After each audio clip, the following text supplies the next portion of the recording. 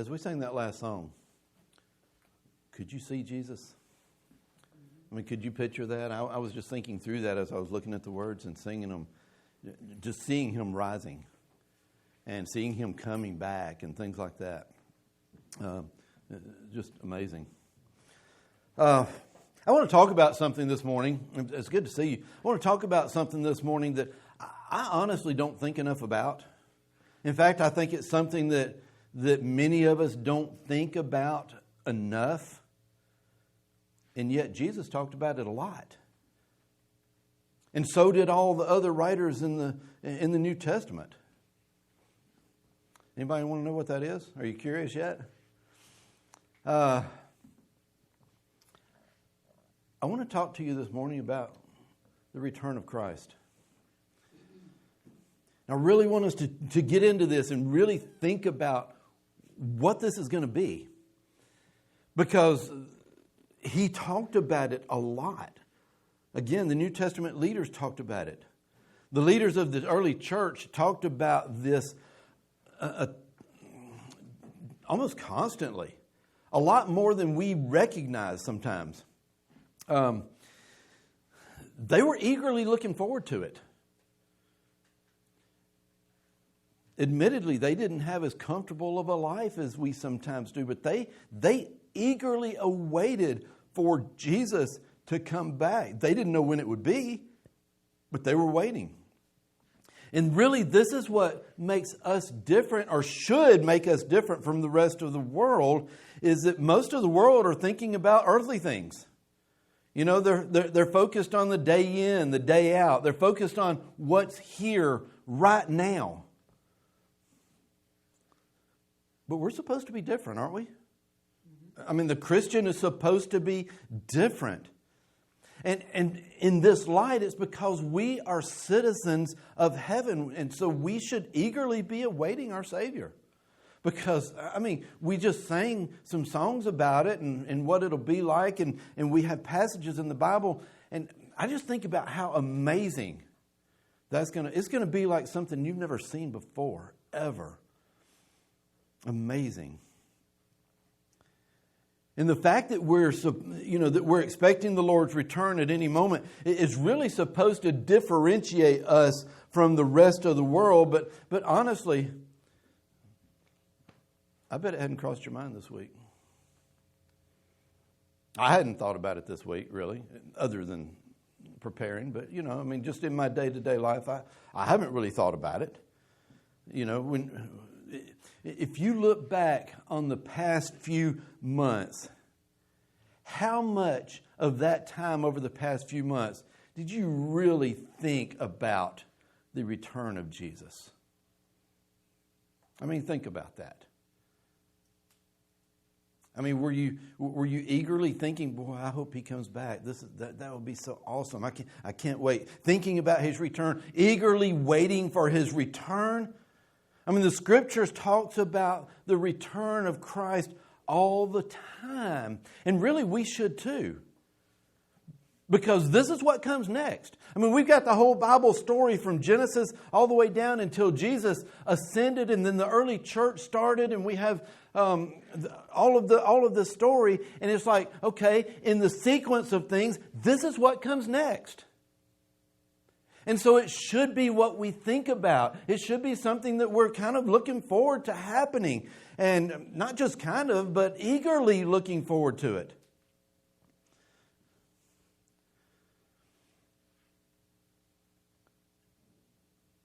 Just think, Jesus came down to this earth as a human and lived among men.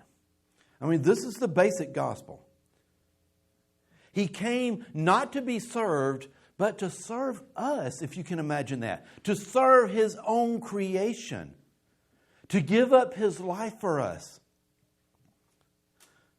So He came down to die for you, to take away the sins that you have committed, to take the place for the punishment for the sins that you have committed.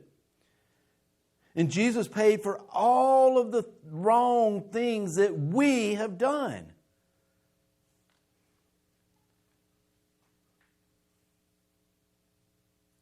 He's the one that has provided for us the opportunity for eternal life.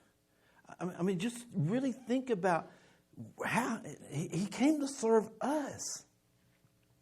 He died on the cross to take away the punishment for our sin. And then comes the best part. He didn't just die, He arose. He rose from the grave. He walked among men, walked on the earth for 40 days. And we've been studying about this in our class, and so this is no big surprise. So we've been studying these things. But then after the 40 days, He ascended back to heaven to be with His Father. And listen to what Jesus told the disciples. He said, "Look, I am coming back." This is the promise, and this is what we're waiting for. He said, "Look, I am coming back. I'm going to return, and when I come back, it's not going to be like it was this time. It's not going to be in the flesh. It's not going to be like what you see now. I will come back with all of my angels. I will come back in all of my glory. And it's going to be an amazing time."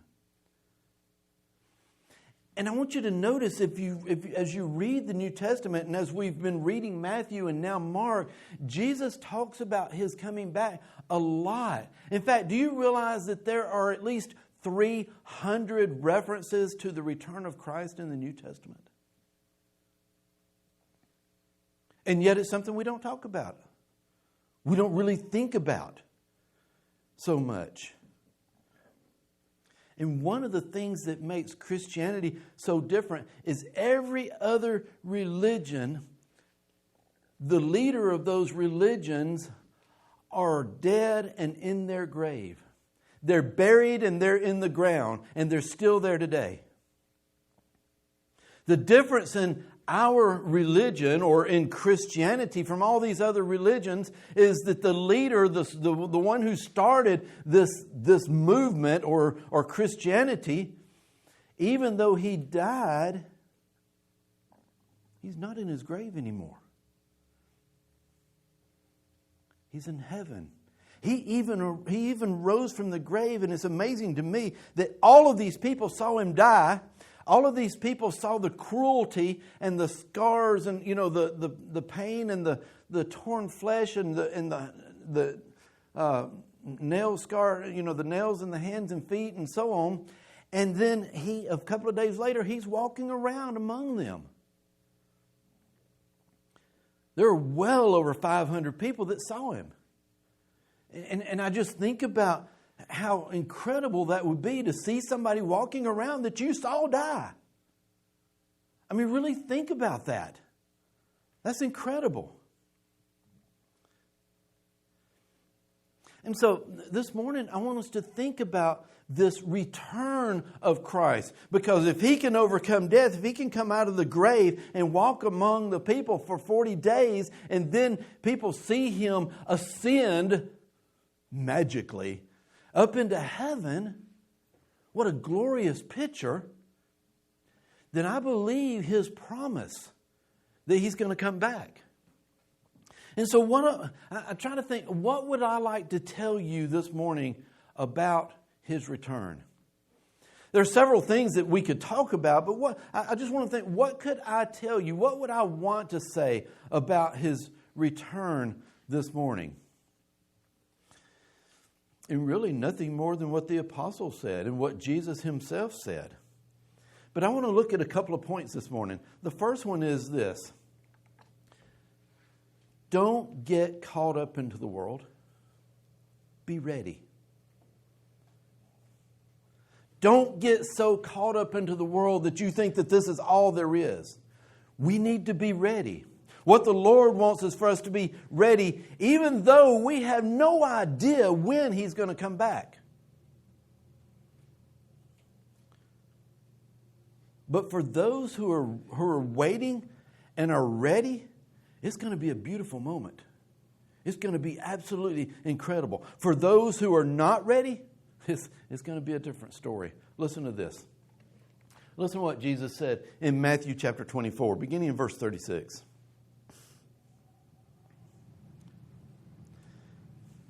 He said, but about the day or hour, no one knows. Not even the angels in heaven, nor the Son, but only the Father. As it was in the days of Noah, so it will be at the coming of the Son of Man. For in the days before the flood, people were eating and drinking, marrying and giving in marriage, up to the day Noah entered the ark, and they knew nothing about what would happen until the flood came and took them all away. That's how it will be at the coming of the Son of Man. 2 men will be in the field. One will be taken, the other left. 2 women will be grinding at the handmill. One will be taken, the other left.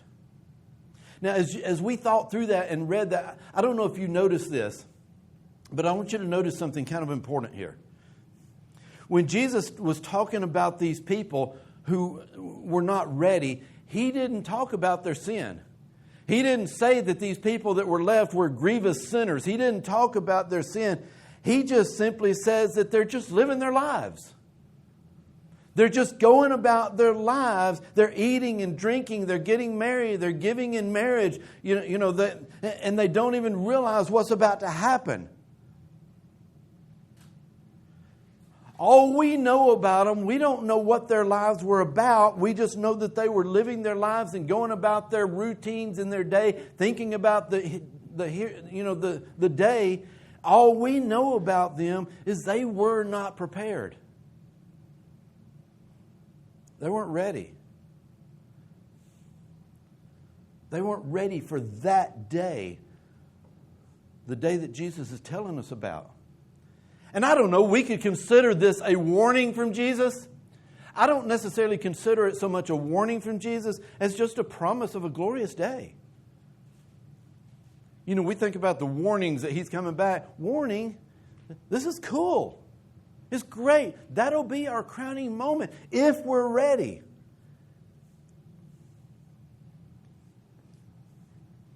Look at verse 42.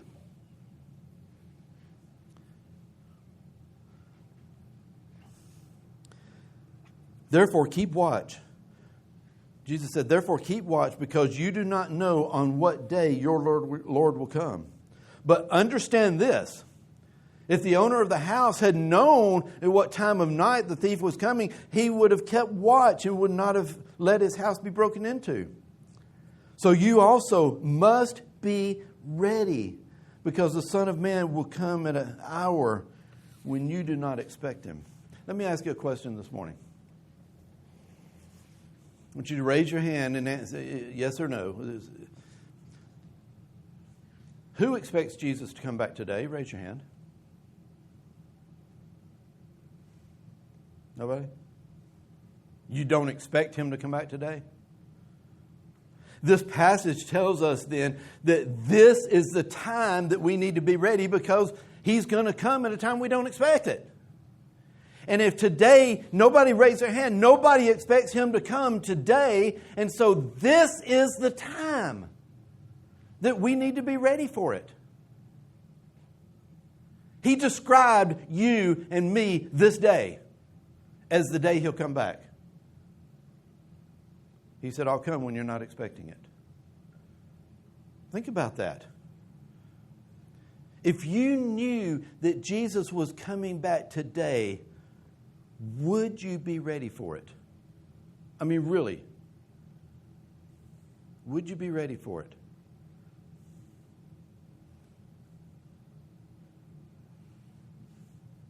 If you knew Jesus was coming back today, how would that change your day today?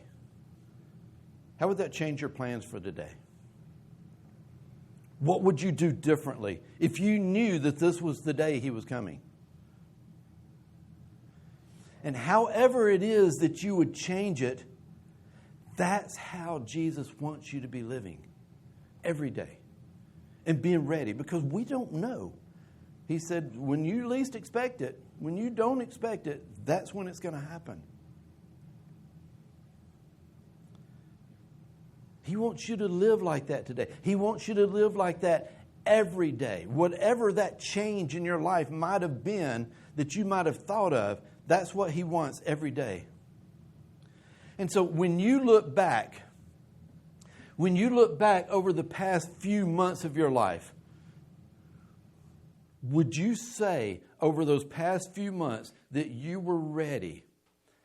I don't mean just, okay, yeah, I've been pretty good. I mean, do you feel like solidly that you were ready at any moment over the past few months if Jesus had come back?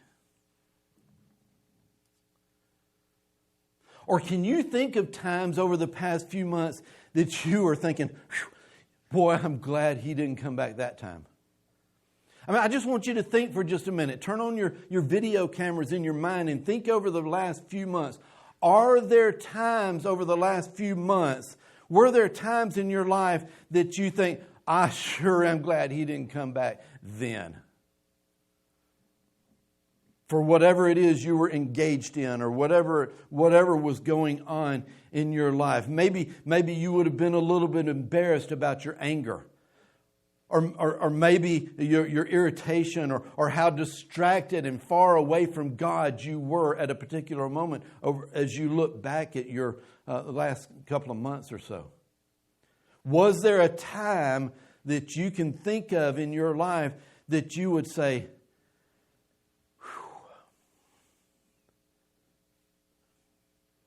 man, if he had came back then, last Thursday, or a couple of months ago when I was thinking this, what if he'd have come back right at that moment? So are you ready? Are you ready at any moment? You read these words about always being ready and you think, wow, I really wasn't ready that day. There was a day, there was something that I was so angry or I was this or that. And I just wasn't ready that day.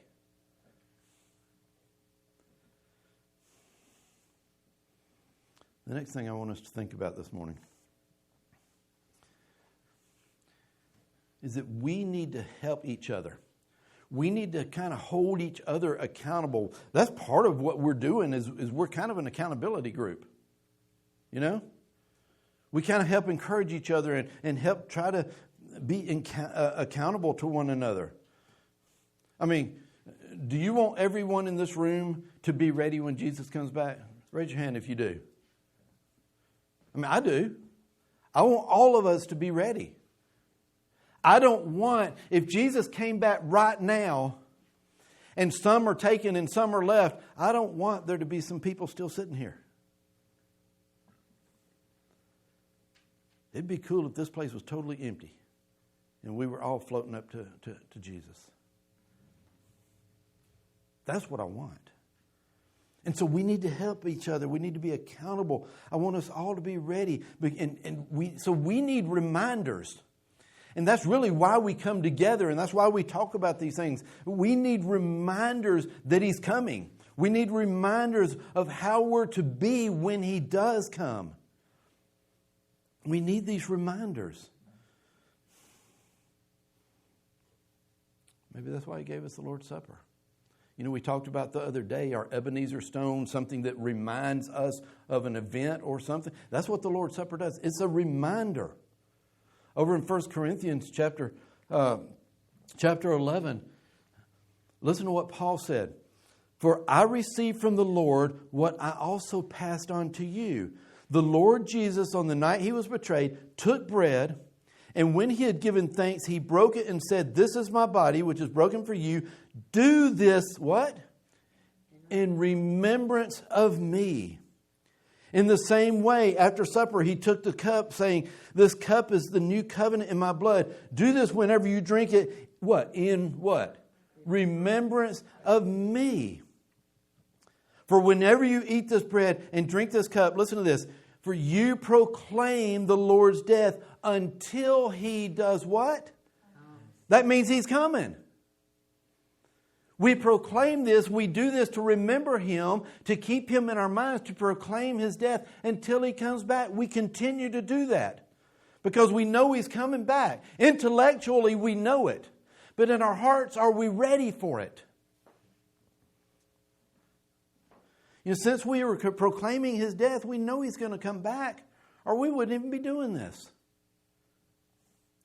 Every time we take the Lord's Supper, we think about His death, we think about the promise, but we need to think about His return.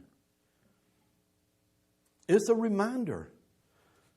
When we get together, we should remind each other that the Lord is coming back, and we need to try to encourage each other. And that's part of what we do when we're together, but we're not always together. And that's part of what we do with our messenger system, where we encourage each other, and when we read passages, we talk about things that are going on. When we get involved in a conversation with somebody, we try to get encouragement and try to get information to help us. That's part of the system. That's part of the being accountable and trying to help each other.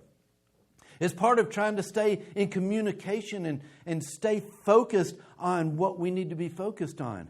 That's why the Bible readings are important. That's why the comments are important. That's why the communication is available and important. Because we want to be ready.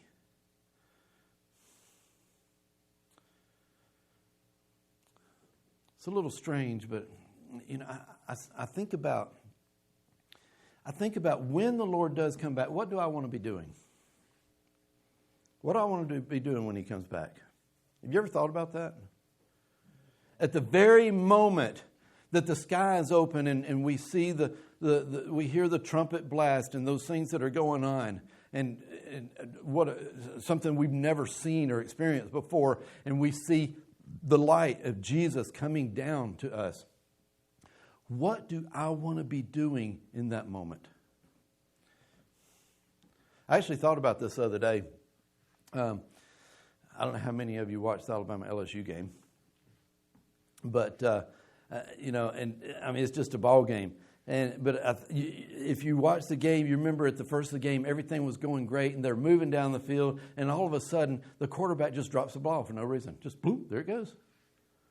He wasn't hit her; he just dropped the ball.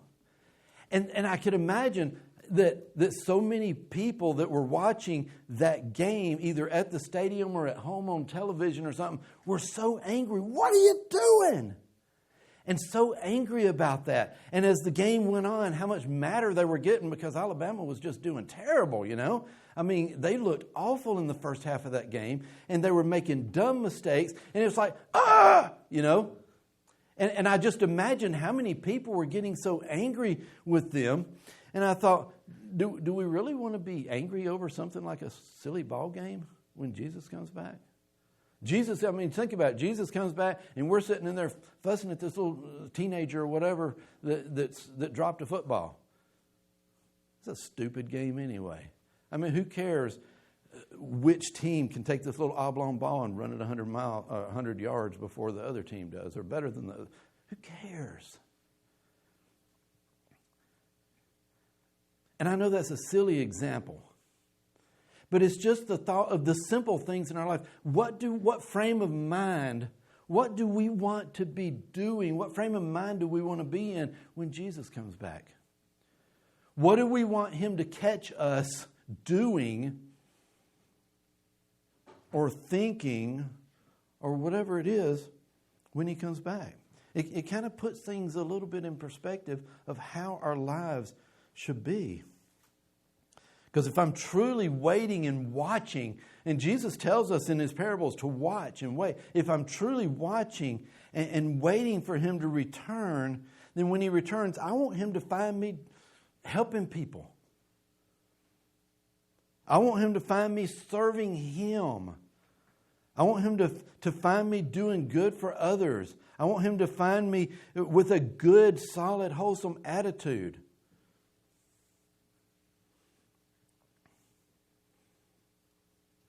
I want Him to find me with a good reaction about the things that happen around me. I mean, we need to be waiting for the Lord and looking forward to His return. And when He returns, I want Him to find me doing things that glorify Him.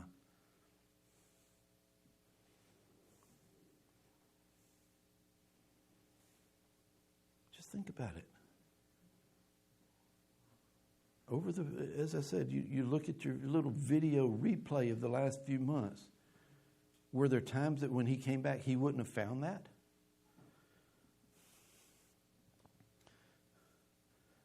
We need to understand that the moment that Jesus comes back is going to be an extremely intense moment. I want him to find us watching and waiting, just like he says in his parables, and to be watching and waiting. I want to encourage us all to be watching together and waiting together. And that's part of being accountable to one another.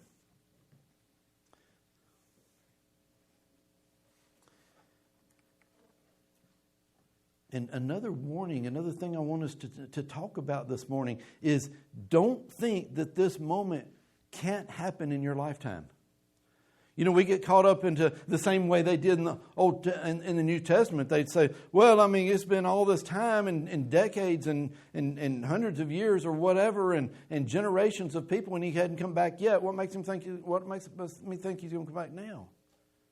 Don't get lured into thinking that it can't happen in your lifetime. I mean, we need to think more about the coming of Christ and the return of Christ in these coming months. And again, I need help with that.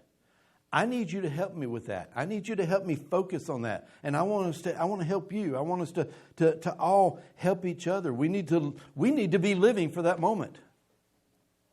You know, we need to be able to, whenever that moment happens, whether it's today, whether it's tomorrow, whether it's 15 years from now or 47 years from now, it doesn't matter. We need to be able to say, I'm ready for it. I'm comfortable with that. I'm ready for it. I want to be the one taken. I want you to be the one taken when he comes back. Because it's so clear. He said, look, one's going to be taken, one's not. You want to be the one taken up with Christ? Or you want to be the one left behind as everything's burning up? Listen to what Peter writes. In 2 Peter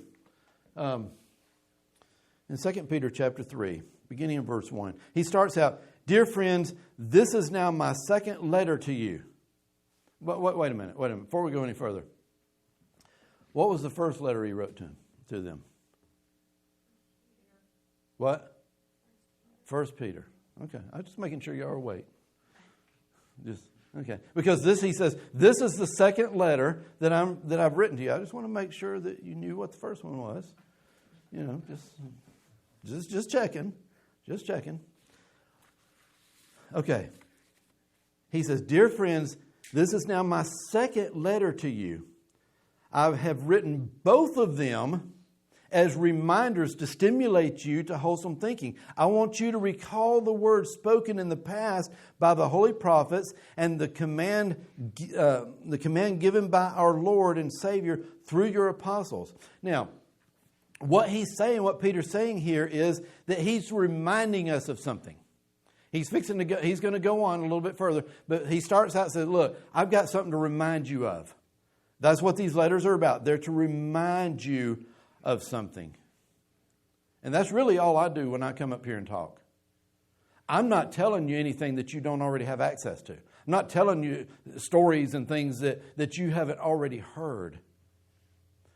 You already know most of the stuff that we talk about, but we all need reminders to keep us focused, to understand a little better about what God is telling us, so that His words will affect us. So that His words will affect our lives. It's not enough just to know His words. It's not enough just to know what's in the Bible, the stories and what Jesus did. We have to allow the words to affect our lives. And that's the only way we're ever going to be ready. And knowing that Christ is returning should affect the way we live, shouldn't it? I mean, it should. Now, here's the truth that I want you to hear today. Jesus is really going to return. It's not a myth.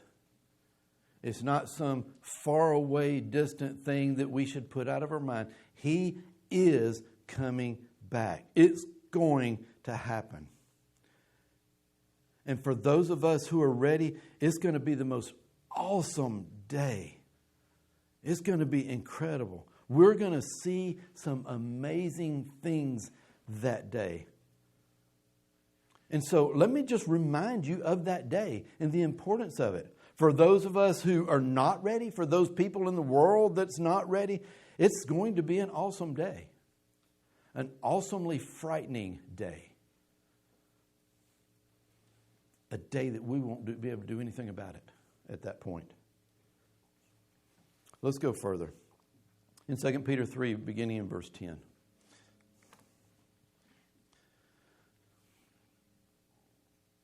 But the day of the Lord will come like a thief. The heavens will disappear with a roar. The elements will be destroyed by fire. And the earth and everything done in it will be laid bare. Since everything will be destroyed in this way, what kind of people ought you to be? You ought to live holy and godly lives as you look forward to the day of God and speed His coming. That day will bring about destruction of the heavens by fire, and the elements will melt in the heat. But in keeping with His promise, we are looking forward to a new heaven and a new earth where righteousness dwells. How many of you are really looking forward to that day? I mean, that's going to be so awesome. I mean, wanting this day to come. Don't you want that day to come? Raise your hands. Isn't that cool? I mean, don't get too worried about it just yet. I'm not getting a busload to go right now. But I mean, that's going to be awesome. It's going to be so cool. But if you're not ready, if you don't feel ready, if you're not sure you're ready, I want you to know that's the reason that Paul is writing this, is so that we can be ready, so that we will be ready. And you need to know it's going to happen. So we need to be prepared. So how do we need to be prepared? Peter says in verse 11, live holy and godly lives. Does that mean perfection? No. It just means holy and godly lives. Follow Christ. Follow in His ways. So that we can say, Lord, come on today. I'm good with that. I'm ready. If He came today, I'd be totally good with that. Are you ready? We need to have that attitude that whenever, it doesn't matter whatever we're doing in life. I just think about this. Whatever moment in life, next week, next month, next year, at whatever moment in life, you should be able to just stop dead in your tracks and say, Lord, if you come back right now, I'm good. I'm ready. We should have that confidence in the way we're living our lives. And that if He came back, whatever it is we're doing, if we're just living our lives and all of a sudden somebody came to you and said, now, and you think, am I ready? Would I be able to say right now what I'm doing right now, Lord, I'm ready for you? That's kind of a sobering thought, isn't it? Because there are times in my life that I'm not so sure I'd be as comfortable. I'm pretty comfortable right now because we're in church, and I'm teaching and we're talking and singing praises. So if He came right now, I'm pretty comfortable. But there might have been times, in the last few weeks that I might think, maybe not. I mean, let's be honest. We need to be ready at a moment's notice because we're not going to even have a moment's notice. It's just going to be there when we least expect it.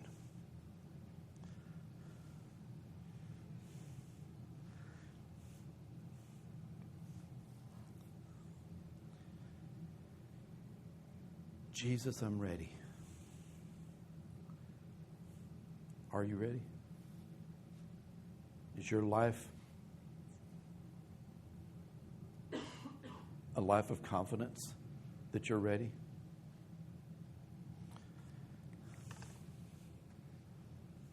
I want you to look at the fact that the Lord has not come yet. in the Bible, they were saying, well, he hadn't come back in all these generations. It's not going to happen. We need to look at the fact that he has not come back yet as another opportunity for salvation. It's like, I'm glad he didn't come back last week because I didn't feel ready last. It's another opportunity and another opportunity. Don't say, well, maybe I can live another day the way I want to and still be okay before the Lord comes back. Maybe I can squeeze this activity in before he comes back and then get right with him real quick. I think a lot of people feel that way or think that way sometimes. Instead, thank the Lord he didn't come back so that I can have an opportunity to straighten out my mess, to straighten out my stuff, to get my mind right, to get my heart right, to get right with him so that whatever I'm doing at any time, I'm not embarrassed for him to come down and say, son, it's time. It's time.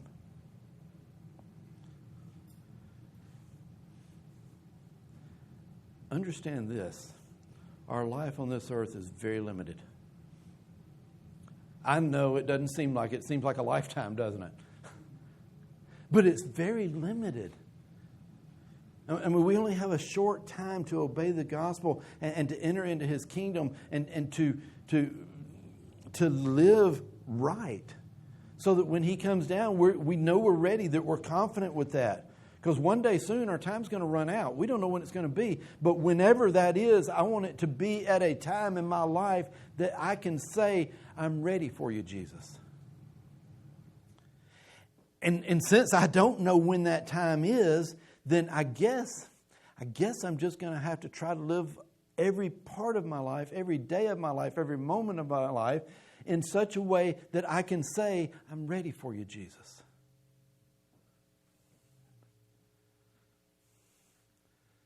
That's a lot tougher than it sounds. Nobody said it was going to be easy. It's our frame of mind. It's our attitude.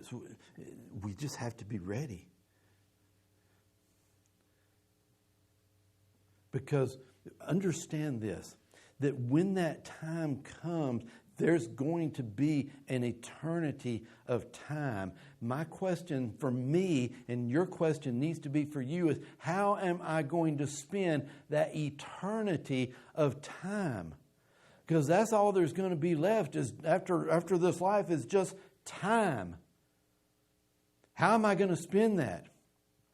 Well, either in paradise at the throne of God with the tree of life, or in the lake of fire for all eternity. Whatever it is, whatever we end up with, and it's one of those two, there's no third door, no third choices. Whatever it is, there's not going to be an end to it. It's going to keep on going. If it's paradise and it keeps on going, yay for us. If it's a lake of fire and it keeps on going and never ends, oh man, I don't want that. You don't want that. Because all there's going to be is time to either enjoy or anguish over whatever situation you end up with. And the beautiful thing about that is that you can control it. It's not up to me. It's not up to somebody next to you. It's not even up to it's not up to anybody. It's up to you. God has given us the provisions to make it possible. So it's up to me. It's up to you as to how that's going to end up. It's your choice. We've said before, God doesn't send anybody to hell. He just honors a request. You make the choice. What will it be? So we need to be ready. We need to live for the moment that the Lord will come back. Because He's coming. If you're not ready this morning, I want to give you an opportunity to let it be known that I need help. My life's not what it ought to be. I need encouragement. I need prayers. Whatever it is that we can help you with to encourage you to help. Remember, we want to be accountable. We want to help each other. whatever we can do to help you, let it be known while we stand and sing this morning.